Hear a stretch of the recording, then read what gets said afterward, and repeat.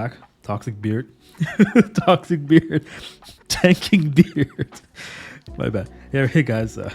Let's try like take 3. Hey guys, welcome back. Toxic beard here. Hang up my intro. My bad. Let's do take 4. Hey guys, welcome back. Tank beard here. I'm gonna talk about a few things with the Overwatch community as a tank. I want to give the tank perspective of where we are as a community and what's happening and what's going on. And I think I speak for most tank players with when I say at first. I think I speak for all my fellow tanks and for some healers who have to heal us very angry, frustrated tanks. As a community, we are in a very bad place. It's very toxic. We have an insane level of toxicity going on right now in Overwatch that's unseen from Overwatch 1. Overwatch 1 was always toxic, but it was not this toxic and this frequent, especially role-based.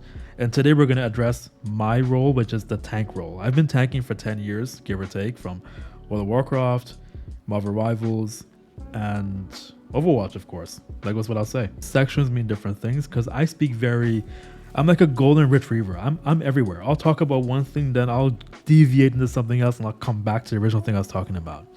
That's why I made little notes in my phone. If I'm looking down, it's because I'm trying to organize my thoughts. Okay, right. Section 1. The weight or the frustration of being a solo tank, being one in this entire game so far. I waited this many months to make this video precisely because I wanted enough data and enough proof to show what was going on. And right now I have it.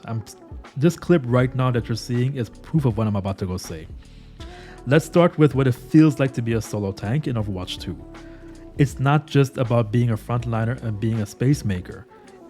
It's become a real problem of I am now the entire burden of peeling, making space, countering, and doing some of the DPS has now fallen to one single player and one single role. We have DPS assigned and healers assigned to do their things, but both these roles are now concentrating on just the tank because I'm a one-person show, and that's a big problem. Just hear me out. For example, if I miss an engagement, the first reply is tank diff. If I swap to counter, the issue then becomes, why did you swap off? And even if the DPS are whiffing or not doing well, if the healers are missing their shots or they're out of position, or for example, the healer strike right now in this very clip I'm showing you, I'm alone with 2 healers, but we have a Kiriko who didn't jump to me. She could have jumped to me and helped me out, and we would have killed both healers just now, but she didn't. This is a prime example of where tank frustration begins, with the fact of we need to all take responsibility for our roles. I'm responsible for tank for making space and moving the payload. That's my job. Your job as DPS is to counter. Healer's job is to be somewhat mobile to where the action is. That's why you guys have so many cool skills to come in out of situations. Mercy's wings, flying in and out. Kiriko, jump forward, jump back. Lucio, skating on the wall. Speedboat, speed in, speed out. You guys have mobility. DPS, you have counter abilities. That's your focus. My focus is the payload and making space, which I do, but if I get deviated off or peeled, it's frustrating because I'm the only one. It used to be back in the day, Overwatch 1, you had somebody to stay behind while I was peeling off. I had an off tank. I was always a main tank, and I had an off tank to rely on. This is gone. I want to address now in section 2, the counterplay dilemma. This is something that's what I was just saying, but I want to go into a bit more details as to how this has been the last couple of months with me in particular. I'm going to give a real example besides this clip. So let's talk about counterplay for tanking. The fact is, there is none. There is a lack of counterplay for my role. With what's going on with counterplay is anything I counter, I leave exposed. So if I counter a Bastion with a shield, I've left the backline open to a Genji. If I counter to a Widow, I have left the backline and our DPS open to a Bastion. This doesn't get any better for me or for anyone else. Let's say I swap to Zarya to protect my honor from Genji, as I just mentioned. This leaves them open to Bastion and Hanzo spam. This will make them angry and frustrated, and they're gonna blame me because I swapped to counter one person, but I left 2 people exposed. And this can lead to a colossus chain of reactions inside the gaming or inside the match. So the lobby will take a big hit if I do that. And this gets worse with the next thing I want to address, hero bans. Hero bans was designed to create a space where you could decide, the players on the team could decide what they wanted in that match to coordinate a certain kind of play. So if you didn't want someone running off on Sombra but being more engaging, you banned Sombra. If you didn't want someone playing Zen and doing DPS, you banned Zen. But this left an open space for biased play. A healer is not going to ban someone from their own role, and a DPS is not going to ban somebody from their role. They're going to ban people from the other role. And tanks only have one person in our role. I don't have a second person to protect two tanks. I can only protect one. I can put favoritism in Zarya, but she will get banned anyway. And that is a colossus problem with hero bans. Hero bans punishes tank players. This punishes me in a very, very bad way for a very long time. For example, an Orisa being pocketed by Mercy. I need Zarya.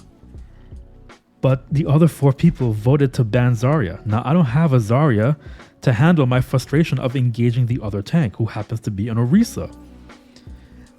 The tanking role has gotten very, very limiting, and it's not creative. It's the other 2 roles are now putting tanks into a position of being the only player on the team who does not get to play freely. I am forced to carry the burden of 2 other people or carrying their vision, because I don't have a second person in my role to protect the tanks we need for our engagement.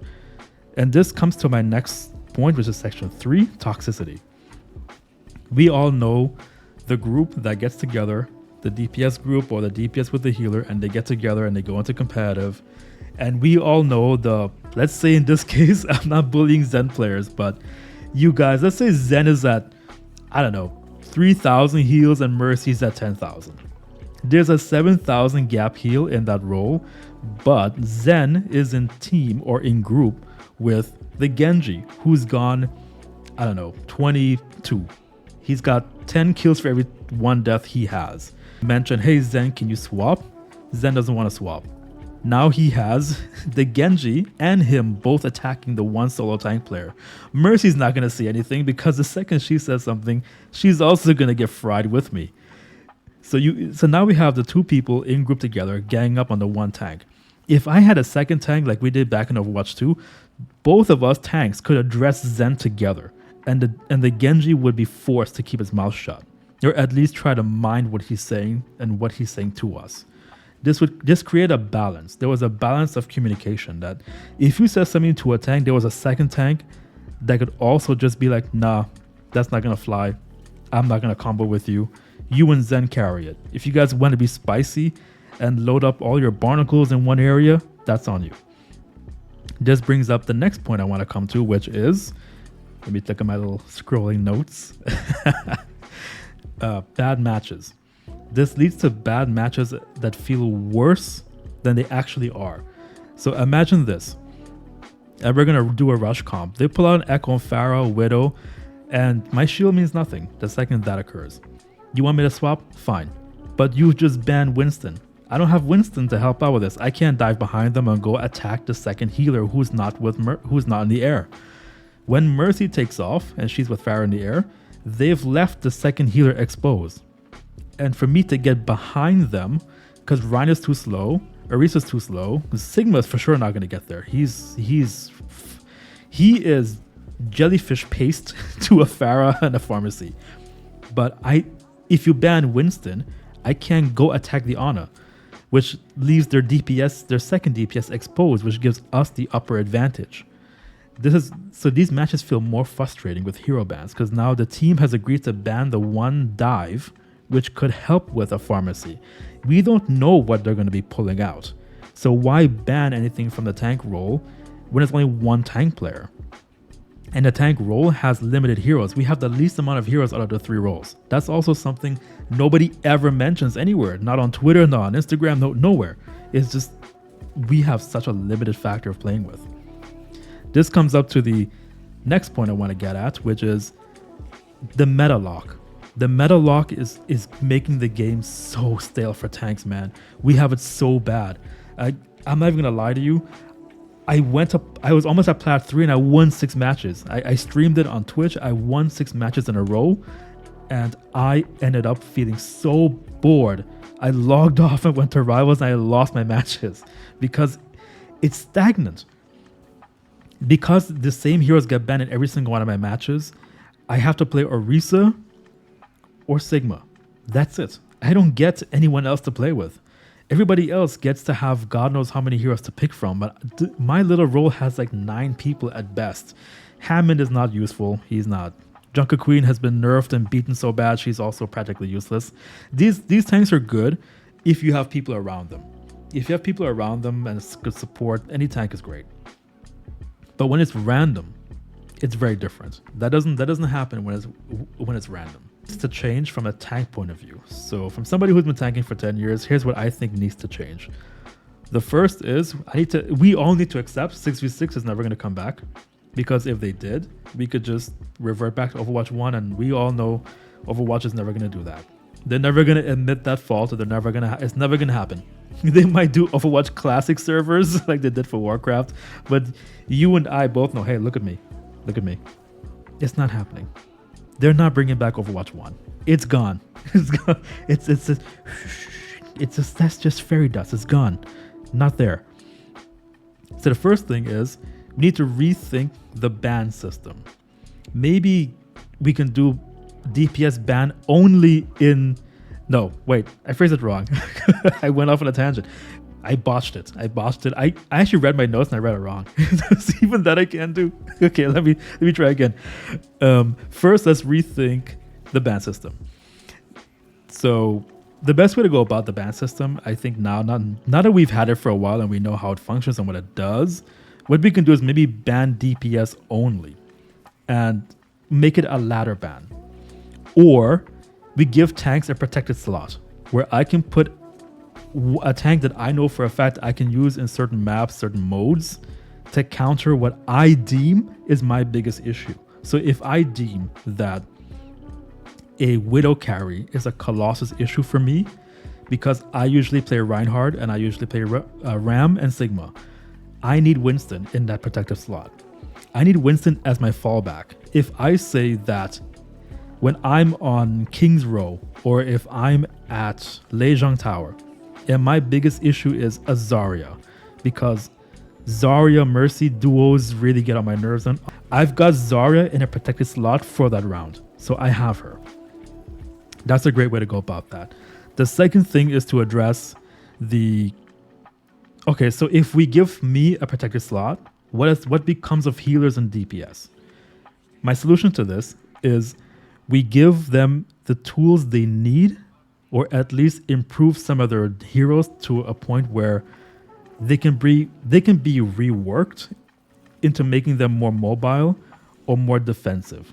So that means if I swap to Winston to counter a Widow that's carrying in the back, our DPS and our healers have the tools they need to sustain themselves for about 5 to 10 seconds where they can hold a point against the enemy tank.